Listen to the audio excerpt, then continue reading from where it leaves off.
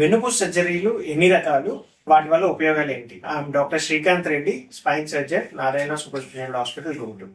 So వెన్నుపూస surgery అనేది disc surgery లాగా మనం చూస్తూ ఉంటాం. వీటిలో చాలా రకాలు ఉంటాయి. ఒకటి keyhole spine surgery. So keyhole spine surgery అంటే చిన్న కెమెరా ద్వారా డిస్క్ కండ ఏదైతే పెరిగిందో దాన్ని తొలగించడం అనేది జరుగుతుంది. సో ఇంకో సర్జరీ ఏంటంటే స్పైనల్ ఫ్యూజన్ సర్జరీ. దీంట్లో మనం ఏంటంటే వెన్నుపూస జారటం కానీ లేకపోతే డిస్క్ అరిగిపోవటం పూర్తిగా వల్ల పెద్ద నరం మీద ఒత్తిడి అనేది చూస్తూ ఉంటాం. దీని సమస్య తొలగించడానికి మనం వెన్నుపూసలో ఇలా స్క్రూ లాంటివి వేసి అది అనేది సరి చేస్తూ ఉంటాం.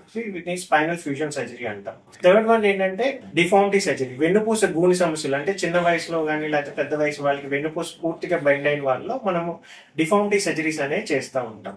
ఈ 3 సర్జరీస్ అనేది స్పైనల్ సర్జరీలో చేస్తూ ఉంటాం. Thank you.